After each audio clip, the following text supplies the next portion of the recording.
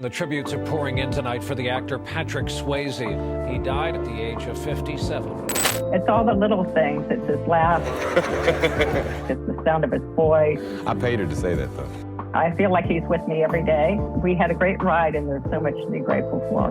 Patrick Swayze broke 4 ribs filming Point Break. He danced through Dirty Dancing on a broken leg. He survived a plane crash that should have killed him. But pancreatic cancer was the one fight he couldn't win. So how did this Hollywood star go from being incredibly fit and healthy in 2007 to dying just 2 years later? In his final hours, Lisa brought his favorite horse to the window. She placed a white rose on his chest. And somewhere in those quiet moments, he found the strength to say 3 words one last time. The story of what really happened at the end goes deeper than anyone expected. Patrick Wayne Swayze came into the world on August 18, 1952, in Houston, Texas. And from the beginning, his life felt like it was being shaped by 2 forces pulling in different directions. His mother, Patsy Swayze, was a strict dance teacher who demanded perfection, and his father, Jesse Wayne Swayze, was a blue-collar draftsman who believed toughness mattered more than anything. So Patrick grew up in the Oak Forest neighborhood, carrying both of those energies inside him. He learned to move with grace because his mother ran the Houston Jazz Ballet Company, and she pushed him hard. At the same time, he learned to stand firm because his father expected strength. That mix made him charming but also intensely driven. He once said his mother felt like a drill sergeant while his father felt like a shield. By the time he turned 10, he was already performing with his mother's dance troupe. Yet he also played football and trained in gymnastics. It was rare for a Texas boy to jump between ballet and football like it was normal. And that pressure to belong in both worlds became part of who he was. School life felt like another balancing act. He went from St. Rose of Lima Catholic School to Oak Forest Elementary to Black Middle School and then Waltrip High. And through all of this, he kept bouncing between classrooms and his mother's dance studio. He trained in ballet every day for hours, but he also played football and practiced gymnastics at San Jacinto College. Kids teased him, especially when he carried ballet shoes or a violin to school. There was a moment when 3 boys waited for him after class and taunted him, calling him pretty boy and telling him to twinkle his toes. He hated it, but he stayed focused. His dedication helped him win gymnastics competitions and even earn athletic scholarships. So he kept living in 2 worlds at once, wanting to fit in, but also feeling a pull to rise above everything. By the time he reached his teens, he had stacked up a list of skills that would shape his future. He was already strong in ballet, ice skating, football, and several martial arts, including wushu, taekwondo, and aikido. He said martial arts helped him deal with something darker inside him, something he called his self-deprecating rage. At Waltrip High, he became a standout athlete, yet he also performed in ice shows like Disney on Parade as Prince Charming. He pushed himself late into the night, sometimes practicing martial arts until exhaustion. He once said martial arts gave him a way to deal with pain and frustration. All of this created a strong exterior, but it also hinted at an emotional storm building inside him. Then everything shifted in his senior year of high school. During the second-to-last football game, he suffered a knee injury so severe it shattered his dream of getting a scholarship. It also meant he lost his chance for a potential draft exemption. Doctors told him he might never walk normally again. He had to give up sports, but instead of sinking, he turned fully toward dance. He used movement as therapy, pushing through the pain until he rebuilt his strength. That injury became a turning point. He later said it changed everything. It forced him to search for a new way to prove himself. It also deepened his emotional connection to dance. because it had saved him when everything else was slipping away. In 1972, when he was just 20, he left Texas and moved alone to New York City. He entered a world that was harsher than anything he had ever known. He trained at Harkness Ballet and the Joffrey Ballet schools, stepping into a level of discipline that pushed him past his limits. He rose quickly, becoming a principal dancer with the Elliott Feld Ballet Company. But the old knee injury returned and demanded surgery. The damage was too much, and his dance career ended before it could fully bloom. Then things got worse. A tooth abscess led to a staph infection in his bloodstream, and doctors warned him he could lose his leg. They had only a week to save it. Somehow he pulled through. He called it a miraculous one to make it through. Those years in New York were brutal, but they shaped the intensity that people would later see in every performance he gave. His first break came a little earlier in 1971, when he performed as Prince Charming in Disney on Parade. The touring schedule crushed him. They often did 8 shows a week, city after city, with barely any rest. Injuries were common, and he felt the pressure from all sides. After the major knee injury in 1972, he had to accept that athletics were behind him forever. He pushed deeper into dance and trained with the Harkness and Joffrey companies. But his body kept fighting back. By 1976, the infection from that tooth threatened to take his leg. It almost stopped everything before it even began. Yet surviving those early battles set the tone for his career. He learned to keep going, even when pain followed him like a shadow. When ballet finally slipped out of reach, he turned toward theater. In 1978, he landed the lead role of Danny Zuko in the Broadway production of Grease, stepping into a part once held by John Travolta. The show took off, and Swayze used his salary to take serious acting classes at Warren Robertson's Theater Workshop, which trained names like Robert De Niro and James Earl Jones. This was the moment he shifted from dancer to actor, not by choice, but by survival. Broadway was demanding on his body, yet he kept pushing through the discomfort. His performance in Grease opened the door to Hollywood roles and brought him closer to the screen career that would define him. His first movie arrived in 1979 with Skate Town, USA, a roller disco film that captured a fleeting moment in pop culture. He played Ace, the tough skater, and did his own stunts using skills he had picked up in competitive skating as a teen. The film was shot at the Hollywood Palladium and featured a mix of familiar TV faces and even a cameo from Dorothy Stratton. The movie became a cult oddity. It wasn't perfect, but it was his first step into the industry, and it placed him where he needed to be.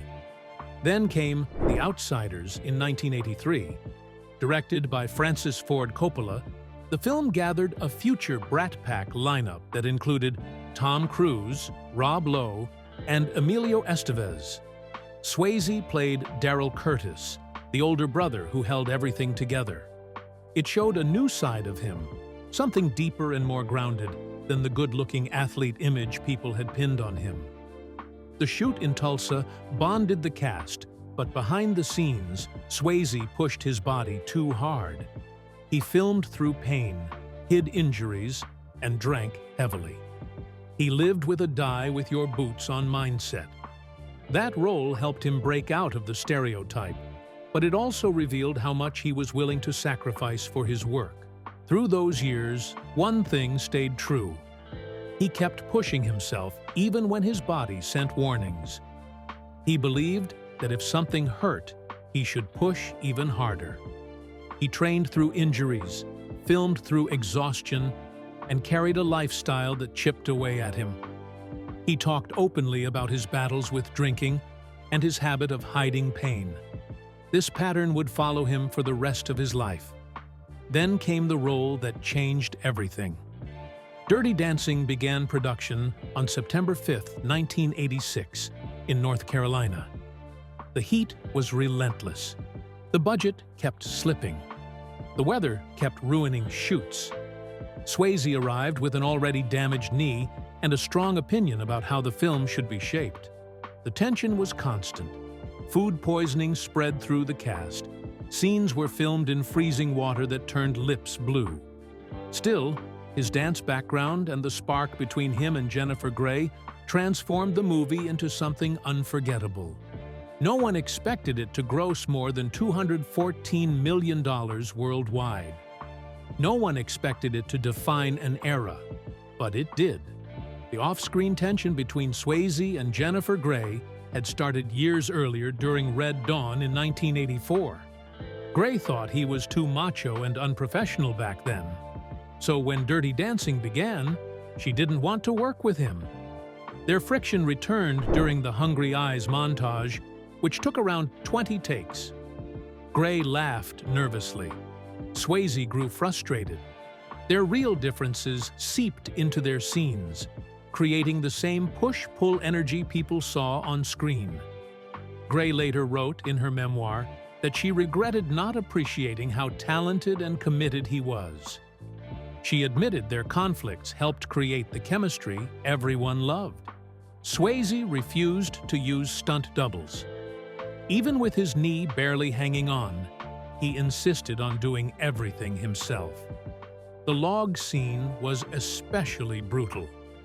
The uneven surface twisted his knee again, sending sharp pain through him.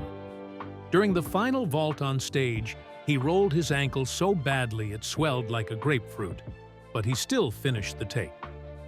He later admitted he filmed many scenes through intense pain because he cared so deeply about authenticity. This dedication cost him physically, but it also cemented his reputation as someone who gave everything he had. His talents stretched beyond acting and dancing.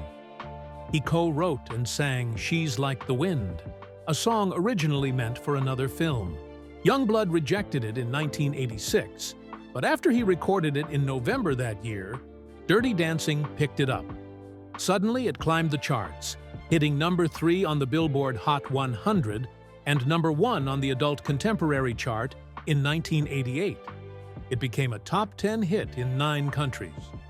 Fans who only knew him as Johnny Castle heard a different side of him, a rawer one, a wounded one. The song added another layer to his legacy. When Roadhouse came out in May 1989, people didn't really know what to make of it. Critics complained about the wild fights and about Patrick Swayze playing this calm, almost spiritual bouncer named Dalton.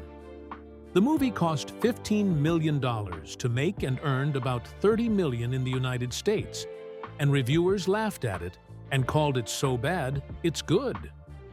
But while critics sneered, the audience slowly grew. Cable kept playing it, night after night, until fans could repeat Dalton's rules without thinking. People kept quoting "Pain don't hurt" like it was a secret badge. And the crazy stunts, including the moment Swayze fought a man holding a chainsaw, only added to its legend. Over the years, the movie flipped from a joke to a favorite. By 2025, it was considered one of the most re-watched action films, inspiring stage versions and even a Netflix sequel. Swayze had trained intensively in martial arts for the role, and that commitment helped Dalton become a cult figure people never forgot. That same year, though, things twisted in a way he didn't expect. In 1989, he got hit with 2 Razzie Award nominations for Worst Actor. One was for Roadhouse, and the other for Next of Kin. The Razzies liked to point at the movies Hollywood critics hated most, and Swayze's tough guy roles made him an easy target after his softer image in Dirty Dancing. The timing made it stranger because that same year he was being celebrated for his music and even won a BMI award for She's Like the Wind. The double hit of Worst Actor nominations felt like a public slap, and though he never spoke about it, people around him said he thought the whole thing was bizarre. It showed the strange split in his career, where fans adored him and critics doubted him. Then everything shifted in July 1990 when Ghost came out. Swayze had pushed hard to play Sam Wheat, the banker who dies and tries to protect the woman he loves. Some people thought he didn't fit the part, but director Jerry Zucker insisted he was the right choice.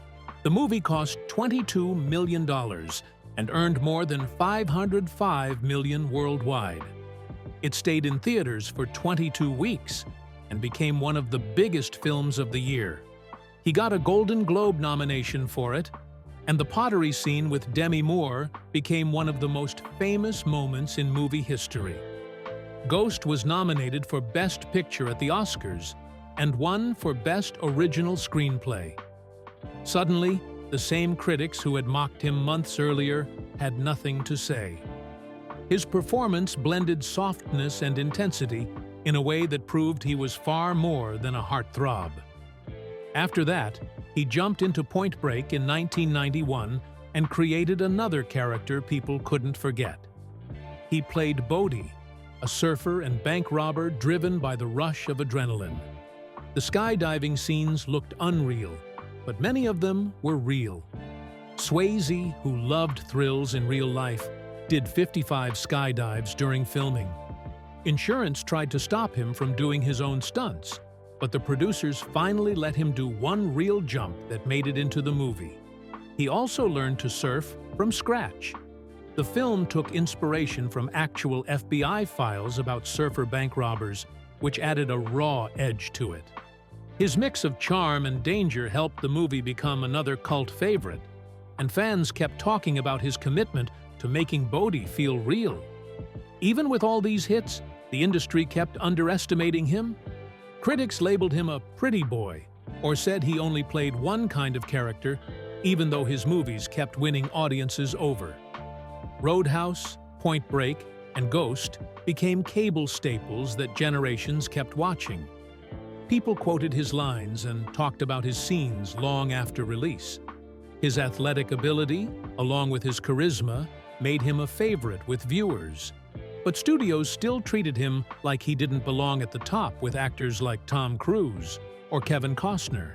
His choices in romance and action films made critics dismiss him.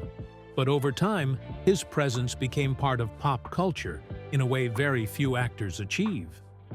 In 1995, he took one of the biggest risks of his career when he played Vida Boheme in To Wong Foo, Thanks for Everything. At a time when he was still considered a leading man, taking on the role of a drag queen shocked a lot of people. Most actors with a tough guy image would have run from it, worried it would hurt their careers. Swayze didn't just accept the part, he stepped into it fully. He stayed in drag between takes and kept his makeup on even when cameras weren't rolling so he could stay connected to Vida. He said later that it was one of the most emotional experiences he ever had. He wanted Vida to feel real and not like a joke. The cast included RuPaul, Stockard Channing, and Blythe Danner. The movie became a cult classic for its warmth and its celebration of self-expression. Swayze's performance stood out for its sincerity and made Vida one of his most beloved roles. He surprised people again in 2001 with Donnie Darko. Instead of playing a hero, he took on the role of Jim Cunningham, a self-help speaker hiding a terrible secret. Fans who knew Swayze for his charm and goodness were shocked to see him play someone who looked trusting on the outside, but was revealed to be a predator. The film didn't do well at first, but over time it turned into a cult phenomenon. Swayze admitted the role was painful, but necessary, because it let him explore how charm can hide darkness. The truth about his character comes when Donnie burns down Cunningham's house, and firefighters find proof of his crimes. The shock of seeing Swayze in such a twisted role made it unforgettable.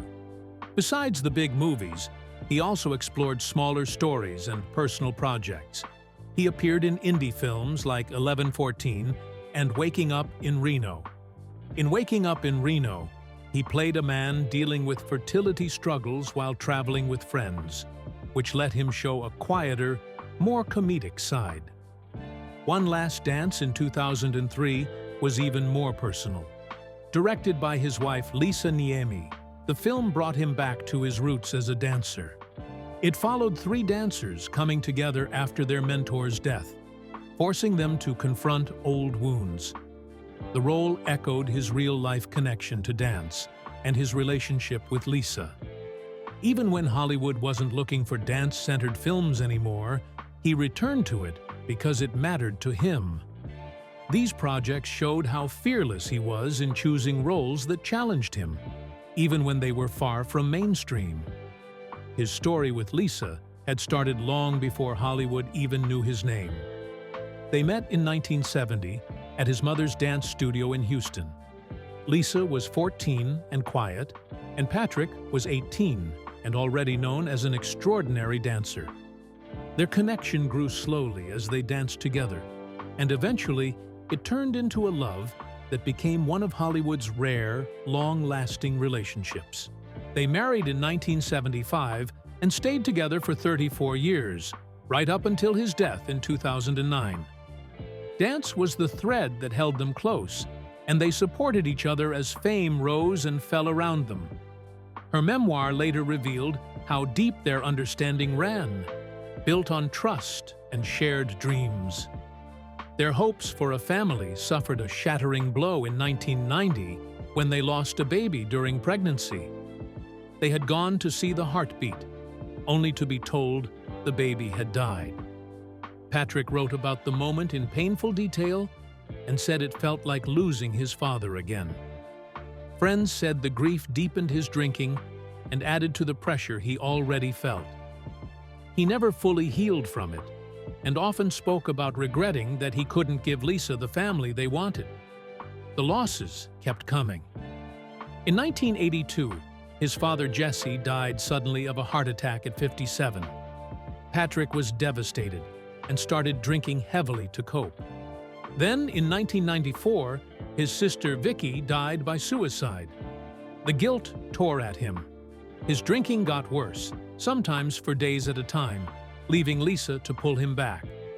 The pain of losing his father, then his sister, along with fame's demands, pushed him into deeper depression and alcoholism. Even while he was delivering strong performances on screen, he was falling apart in private. During the late 1980s and 1990s, people close to him described him as a functioning alcoholic. He could film all day and impress everyone on set, but collapse in private. There were times when he drank so much, he passed out during filming and needed to be shaken awake for the next scene. His marriage suffered, and Lisa confronted him again and again, sometimes telling him she might leave. The difference between his public image and his private battles was sharp. Each new tragedy made the addiction harder to fight. Patrick Swayze's love for horses moved through his life in a way that felt almost like a second heartbeat. It wasn't something he did on weekends. It was something he lived inside. In the 1980s, when he and Lisa found Rancho Bizarro in Silmar, California, it felt like a place where he could breathe again. The ranch opened across 4.5 acres, and everywhere you turned, there was something he had shaped with his own hands. An 11-stall barn stood ready for the horses he adored. A tack room held the tools he trusted. 2 grooming stalls waited for early mornings, and a lit arena stood beside them like a quiet stage. He poured years into breeding Arabian horses, including a stallion named Tamin, that he talked about with the same pride he carried for his biggest roles. He threw himself into cutting horse competitions, training for hours, and spending thousands on each horse because he wanted them to be their best. Even the ducks around the ranch got names like Baby and Johnny, a warm nod to characters he carried in his heart. By 2023, the ranch was priced at $4.5 million, and the number felt like a final stamp on how much love and time he had invested. Horses became a way for him to step away from Hollywood lights and fall back into nature, and the ranch became the one place where he could push his body but still feel at peace, even when injuries made every step harder. That hunger for adrenaline didn't stop at the ranch. It followed him onto sets. He had a way of rushing toward danger rather than stepping back from it. He rejected stunt doubles again and again, even when people begged him to slow down. While filming Point Break in 1991, he came close to death more times than anyone could count. People said it was somewhere between 6 and 10 near misses, and it all came from giant waves and reckless surfing scenes. During one scene, the ocean slammed him so hard he cracked 4 ribs, yet he stayed in the water, determined to finish the stunt himself. In Roadhouse, he did almost every fight sequence, stepping out only for one motorcycle jump because even the stunt team felt it was too much. He had broken a leg before Dirty Dancing, but danced through the film anyway. He pushed his body with a stubborn force that became his trademark. Over the years, he collected injuries like memories. A broken leg here, destroyed knees, cracked ribs, damaged tendons. It never slowed him. He kept moving because he believed the audience deserved truth, and he was willing to hurt for that truth. Then came June 2000, a morning that could have ended everything.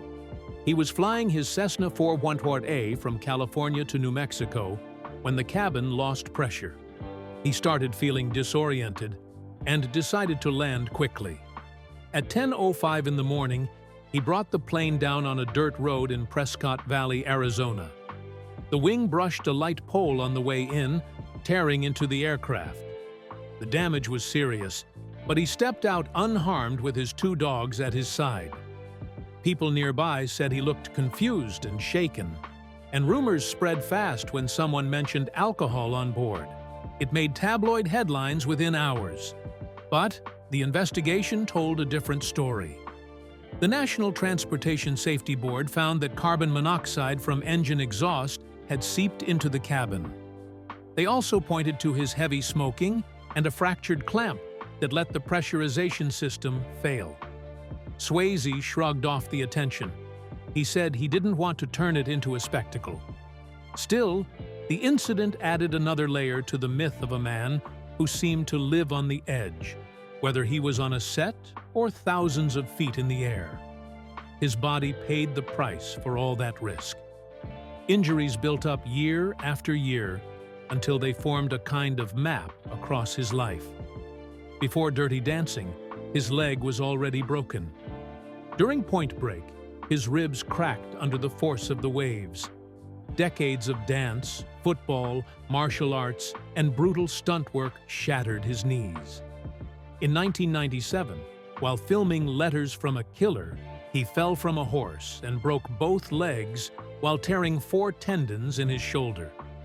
Even then, he kept going, relying on painkillers and discipline to keep working. He often said he was a stubborn cuss, and he meant it.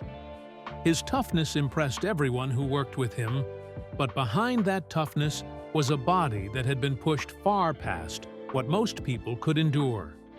All of this became the backdrop to a diagnosis he never imagined he would face. In January 2008, doctors told him he had stage 4 pancreatic cancer. It was the kind of news that changes everything in a single breath. Pancreatic cancer moves fast and hides quietly until it is already too late, and most people with this stage survive less than 6 months. Swayze had been known for his physical strength for decades, so the diagnosis hit the world with shock. His doctor gave him only a few months, but he decided he would fight with every resource he had, and he refused to fade away in silence. His determination stretched his life far beyond the usual span, and that strength turned his diagnosis into something people around the world watched with awe. Even with chemo draining his energy, he committed to starring in The Beast. Filming began in July 2008, just months after he learned about the cancer. He kept showing up even when he was exhausted, even when the weight loss became impossible to hide. He refused strong painkillers on set because he wanted his mind sharp. He wanted the performance to be honest.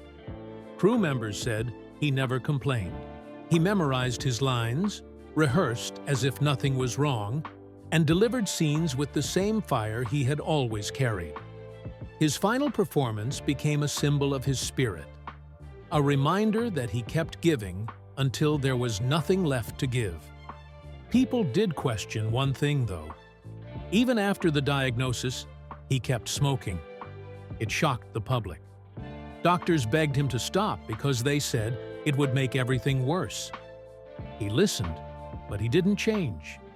He said smoking brought him comfort, and he would keep doing it because he wanted to live on his own terms. That choice revealed a side of him that had always been there. He lived the way he wanted, even when everyone around him disagreed. And in a strange way, that stubborn streak became part of the inspiration he left behind. During those same months, he and Lisa wrote their autobiography, The Time of My Life. It came out in 2009, shortly before he passed. The book carried every part of him: the fame, the mistakes, the fights, the love, the fear. He opened himself in a way he never had before. He wrote about addiction, pressure, and the way cancer forced him to see time differently.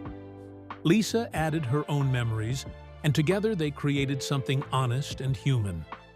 Fans said it felt like sitting beside him while he spoke. Even with pain tightening around him, he didn't disappear from the public eye. He gave interviews. He spoke to Barbara Walters in May 2008 and talked about his diagnosis with a kind of calm courage that moved people. He said he wanted to be remembered for his work and his fight, not for the disease. He went to premieres when he could.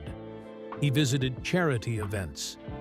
He stepped onto the set of The Beast whenever his body allowed. Every appearance showed the world the same charm and strength he had carried for years. Near the end, his world became smaller and softer.